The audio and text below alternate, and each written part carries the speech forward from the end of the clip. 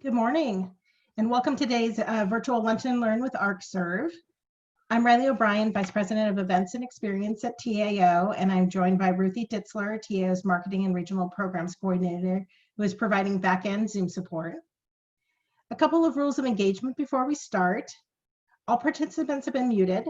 We ask that you remain on mute unless a TA staff member unmutes you or calls on you to talk.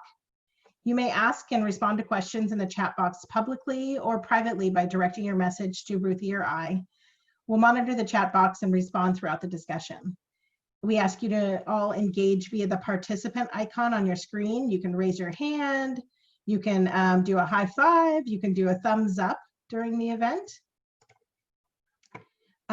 Let's see. And then we ask you that you engage with us on social media during the call and throughout the day. We'd love to share what's happening with TAO and get participant takeaways from our events. It's my pleasure to introduce you to Margie Archer, and Territory and Account Manager, and Hassan Siddiqui, Director of Product Management with Arcserve. Margie and Hassan, the floor is yours. Thanks, Riley. Much appreciate the introduction and also the opportunity to speak to the interested members of Technology Association of Oregon. I am a member of and supporter of Technology Association of Oregon and feel that it's a really important organization here in the Portland area. I happen to live here and work for Arcserve remotely. I am the Territory Account Manager for the Pacific Northwest.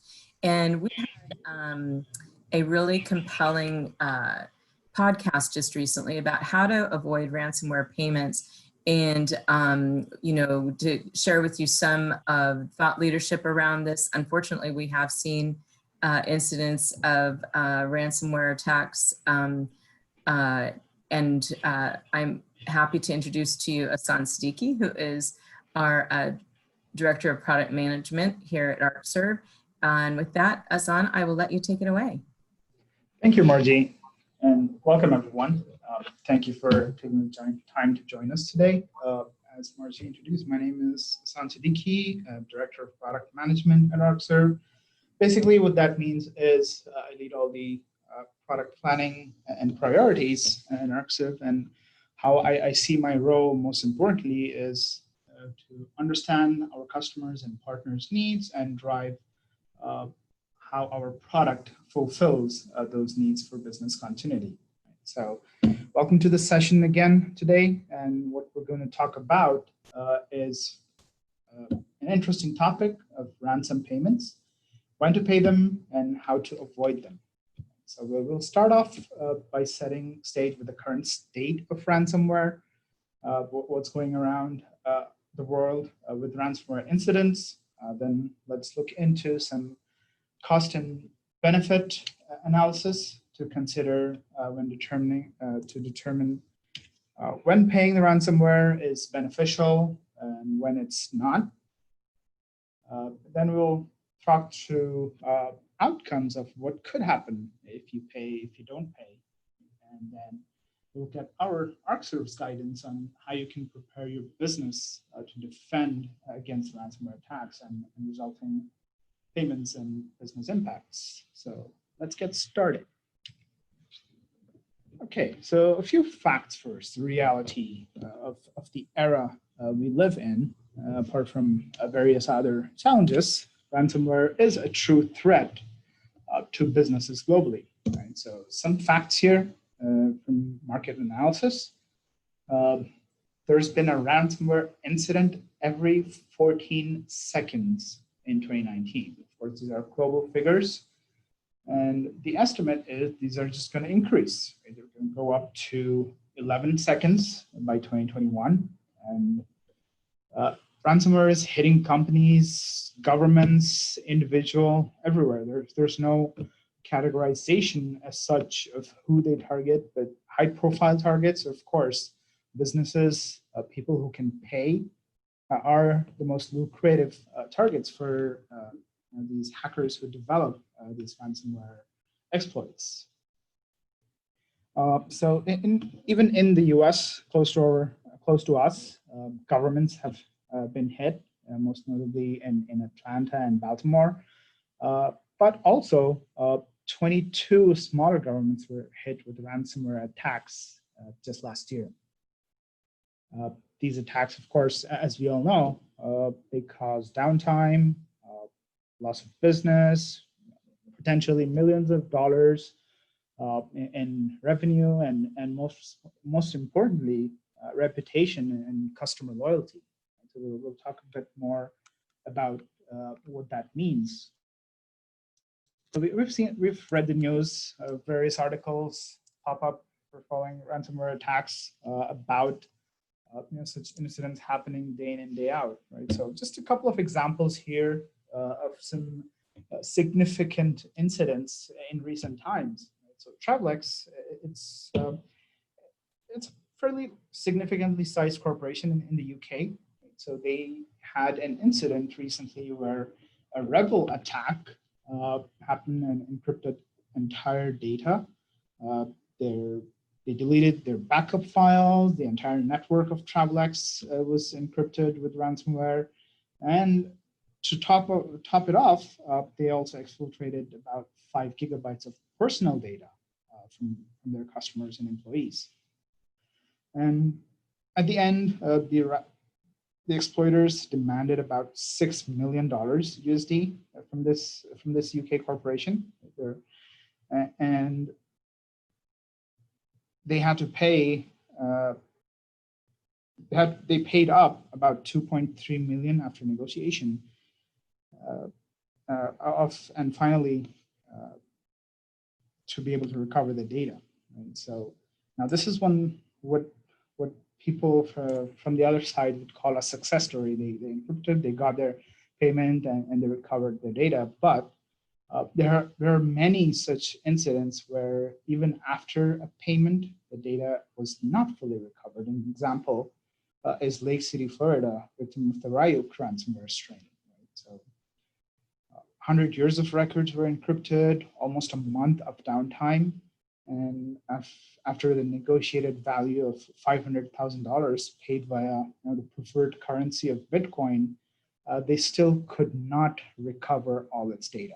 Right? So there's no guarantee that any customer who goes through such an incident and decides to pay up will be able to successfully recover from this. Right? So talking about payment, let's move to the next topic. Here is because now we're talking about payment. This is a business decision now. This is not just IT, right? This is important for the business to continue to be able to sustain and stand up and run their business. Let's look at the cost-benefit analysis. Like we saw in the example earlier, paying a ransom does not guarantee access to data. So, and as per the official guidelines by the FBI,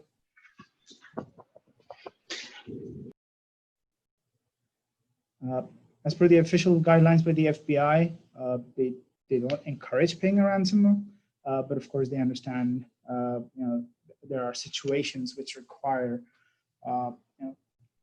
companies to make business decisions as the business is not able to function, they're not able to continue, protect their shareholders, employees, and to continue running and keep their business on their feet. Right? So another important point is sometimes these hackers who develop ransomware also assess the victim's willingness to pay. Right? They look at is this so-and-so customer who's been infected at this company? They start with a reasonable amount of demand, and if the payment is successful, then it's up to these hackers to decide whether they actually want to give the decryption keys and let it continue, or demand a second phase of ransom, because now they know this company is ready to pay up because it's their data is so important to them, and they are encouraged to move forward with this criminal behavior. So let's also talk about the short and long-term effects of ransomware, right? It's you're taught that you pay ransom, your only option is to pay ransom or, and your, downtime and data loss. But the immediate threat is not the only thing, right? There is a long-term effect as well, right? So this could potentially translate to lost jobs, lost revenue, reputation, goodwill, which can have a very long-lasting effect on customers, the business environment, and reputation with partners and the community. And of course, that then also leads to loss of consumer trust, right? Where companies who have online services, most businesses do, where the interaction with their consumers is through a website, through email, some other form of technology, where if that company goes down and that form of communication is no longer accessible, customers will try once, twice, thrice, but they may soon give up, right? And once a decision has been made in a consumer's mind, coming back to a company which was not functional for some time, was not able to deliver a service, that trust will be very challenging to rebuild. So on that point, some other facts from market research related to consumer purchasing behavior. So 70%, we recently surveyed about 2,000 consumers to assess the impact here, and some interesting results from this data set. So 70% people believe businesses are not doing enough, right? So this is consumers thinking that businesses that they transact with are not doing enough, and their personal data is insecure. So a majority of customers have insecurity around that factor. And almost 2/3, or close to 60%, will avoid doing business if you've experienced a cyber attack in the past year. Right? So if they hear a news story about a cyber attack for a certain company, they're wary of proceeding with any new or future transactions. Right? So they've lost that trust and consider themselves at risk in doing any sort of business going forward. Right? And then a few more statistics here. 45% even look past 3 years. It's not just 1 year. The previous stat was just 1 year, but even memories, these bad memories, they just linger for a long time, right? That lost trust, reputation, it's going to take time to rebuild. So moving on to some other facts. What will happen if this consumer loses trust? Well, 58% say they will switch to a competitor if they experience 2 or fewer disruptions. Right? So this is a very important statistics. Right? As a consumer, if even 2 or even fewer, maybe 1, that's going to be a trigger for customers to move business right now and future business to a competitor, essentially bringing a long-term impact to your business. 37% are considered have a very tight look at how much time can be tolerated for downtime. So whether it's a ransomware attack or any other incident, if a service is not available for 24 hours or so, they consider that as an important trigger to switch to a competitor. So as we see, the impacts of ransomware, not just that period when the infection is in place and you're trying to recover, but long-term could mean a lot to your business. So, important question, is it ever okay to make a payment? Not always, of course, this question, it's easier said than done. It's easy to just talk about this until you've actually been hit and experienced such an incident where all your company systems are under attack, no longer accessible. But very important point to consider is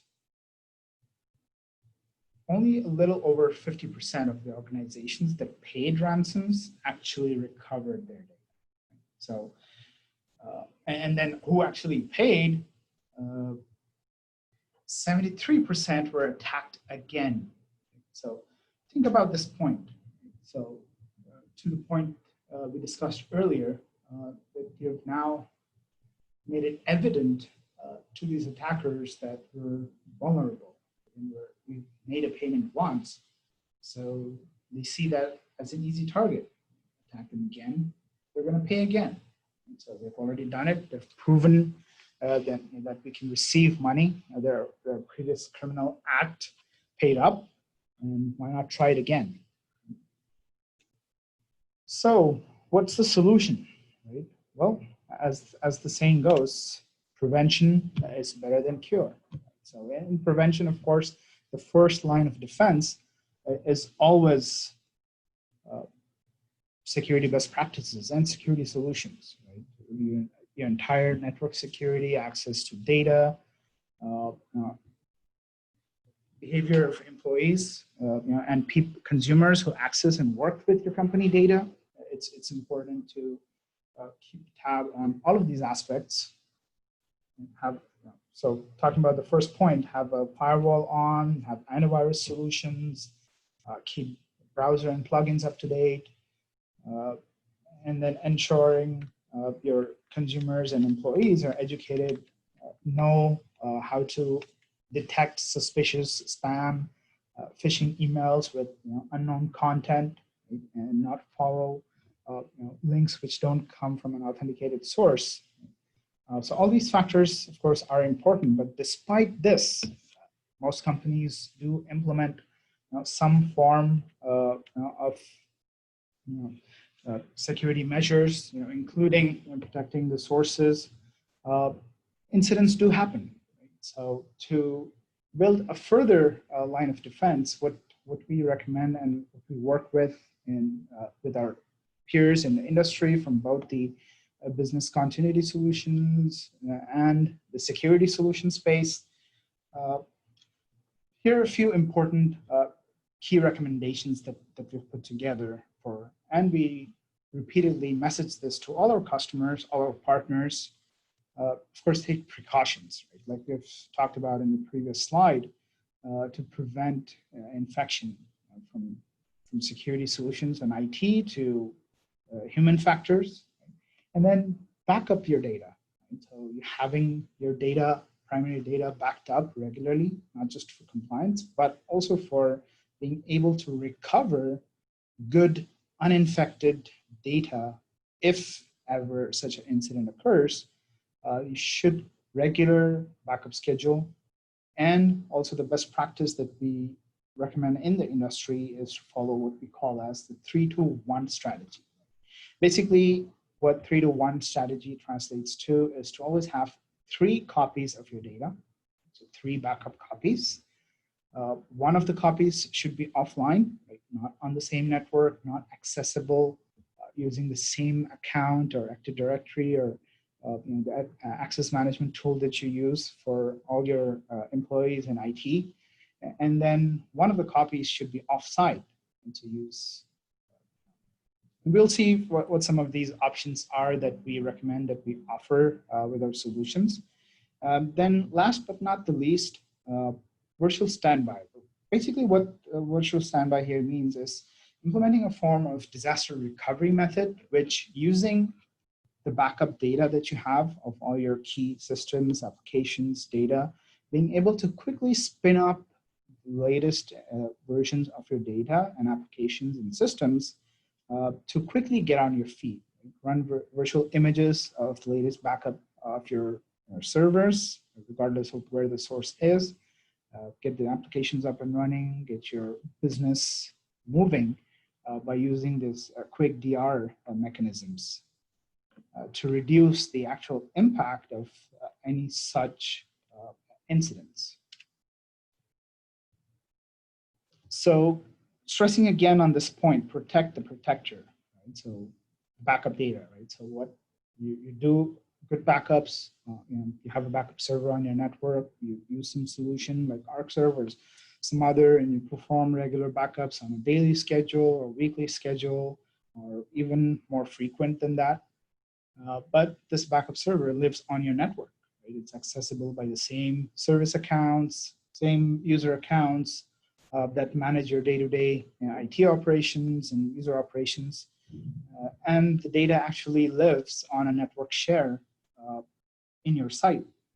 So ransomware can, of course, encrypt that too. And there have recent incidents have proven that ransomware is getting smarter. They're able to identify where the backup data is, first attack the backup data, delete all backup copies, make them useless, and then go to encrypting your primary production data. So for that matter, a couple of recommendations here is to consider doing cloud-based backup, right? Whether you're using on-premise solutions or private cloud or in a public cloud, do a backup to another cloud platform, right? So the data is offsite, it's not in physically and not within the same subnet, not within the same access control mechanisms of your primary site. Then periodically copy data also to an offline media, which could be a disk, which could be a tape. Yeah, well, tape is still alive. Many corporations globally still use tape to write backup data to an offline media. Has a much better shelf life, but of course that's not the only solution. It's offline removable disks, cloud storage, object storage. There are many more options now which give you flexibility to implement a secure and reliable data protection solution. So who are we, right? Arcserve. So we are, in fact, the most experienced provider of data protection. We've been in this space for well over 35 years. A few years ago, we were part of CA Technologies. Prior to that, we were Cheyenne Software few decades ago. But we continue to develop and build proven time-tested solutions for reliable backup and disaster recovery. We continue to invest in modernizing our technology. We work with technology alliances in the industry, like our most recent alliance with one of the leading security solutions provider, Sophos, who we're working with to deliver backup appliances and cloud backup solutions, which are secured by Sophos Intercept X with their AI engine and scan engine, which protects the backup data on premise or in cloud, giving more reliability to customers to ensure in any untoward incidents like ransomware that they will have a good usable copy of the data, which can be quickly recovered to reduce the impact of any such incidents that may occur. So as a company, our solution, our focus is and will continue to be on business continuity to our mid-size and enterprise businesses across the globe. And alliances like with Sophos and other key alliance partners helps us to ensure our technology delivers a reliable and trusted solution for security and disaster recovery, so your business never goes down. So with that, we come to the end of the slides, and we'd be happy to take any questions via chat or via phone. Yeah, thank you, Hassan. Would love to hear any questions that the audience has. Yeah, it's very, very interesting, the patterns that we see and how sophisticated some of the attacks can be. And on an enterprise level, what can be done, and even on an individual level, what we should be aware of. But yeah, we would love to hear your questions.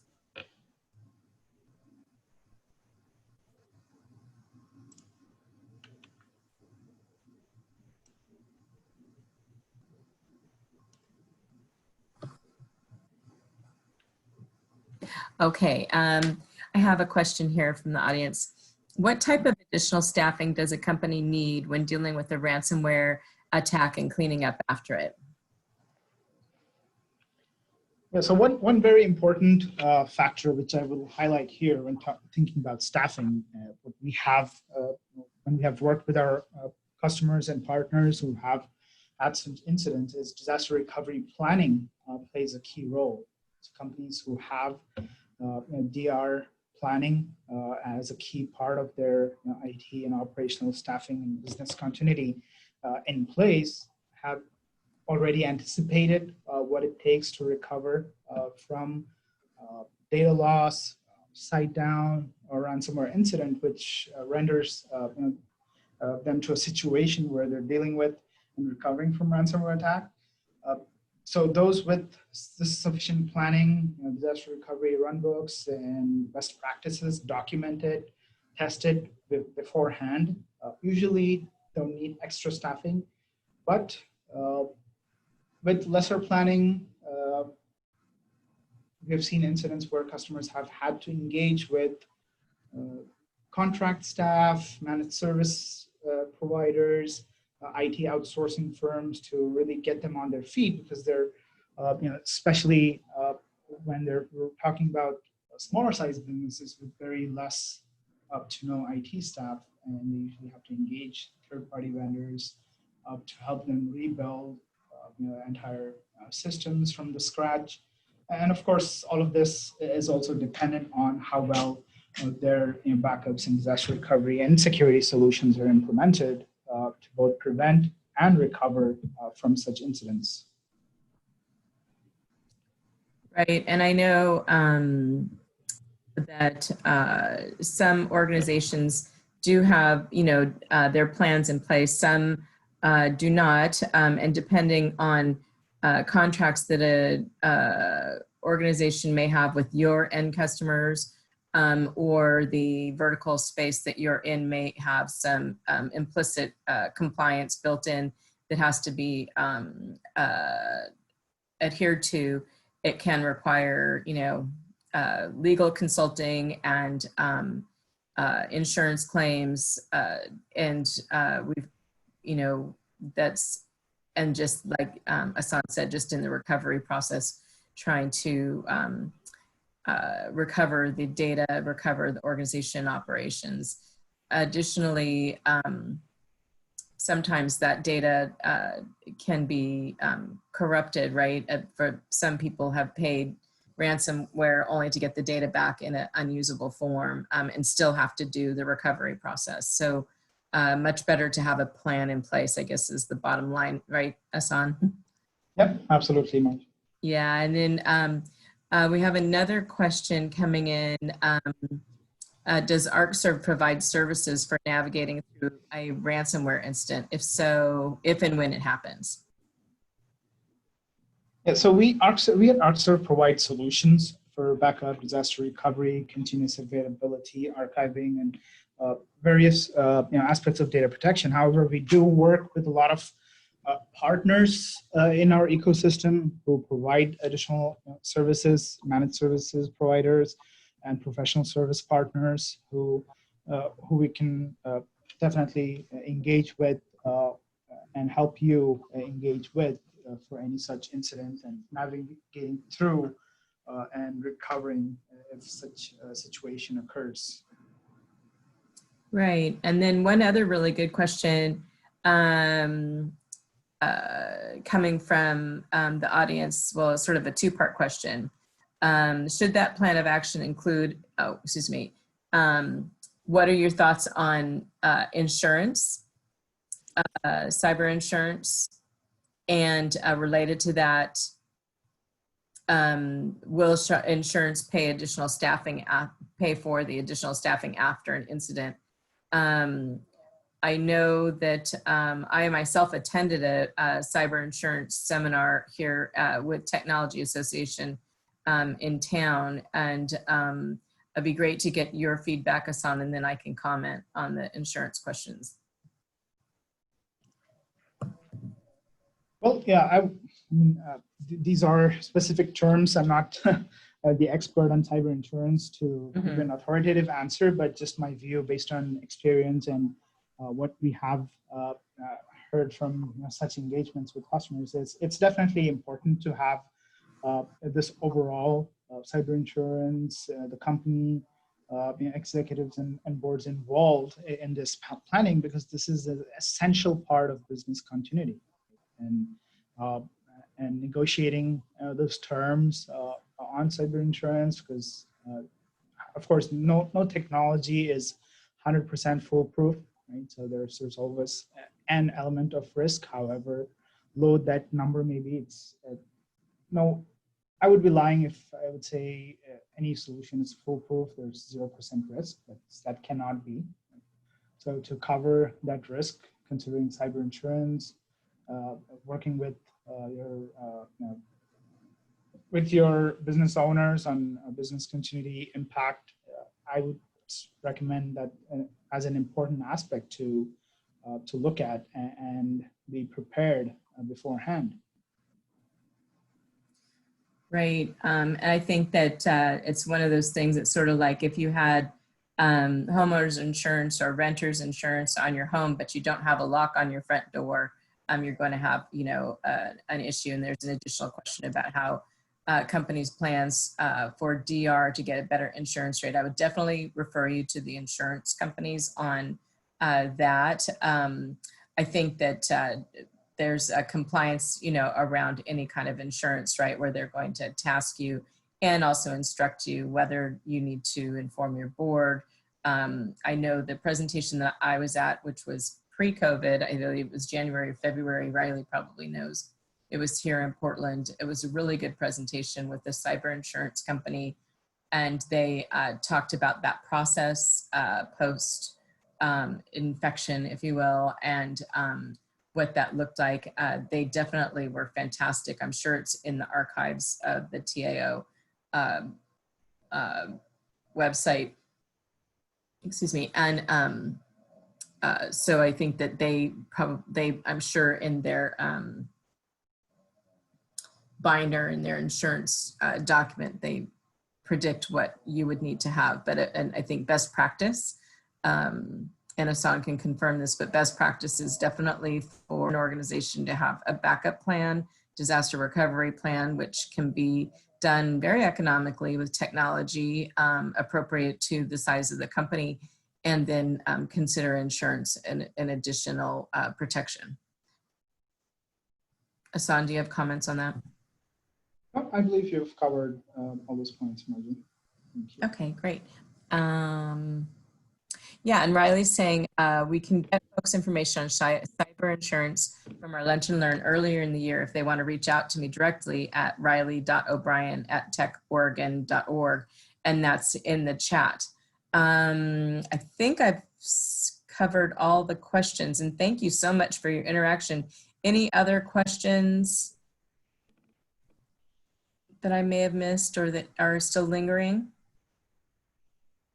And of course, reach out to me directly at margie.archer@arcserve.com if you would like any additional information about our products. I'm happy to answer, of course, any questions and meet with you. Hassan, thank you so much for taking time out of your busy day to share best practices on this important subject. And Riley, thank you for the opportunity to speak to TAO today. Thank you both, Margie and Hassan. We really appreciate your support in our virtual programming and appreciate you providing this thought leadership to our community. For everyone who is on the recording, we're going to have this up on our blog, so you'll be able to reference it in the future. We should have that up by Friday at the latest. And please reach out if you have any questions about this or about the cyber insurance event that we held previously in the year when we can host things in person. And then we welcome you to join us at other Lunch and Learn virtual events. And we have our Techlandia Summit coming up at the end of June. You can find that information at techoregon.org/events. Thank you all for participating, and we look forward to seeing you online soon. Thanks, everyone. Thank you. Have a wonderful day.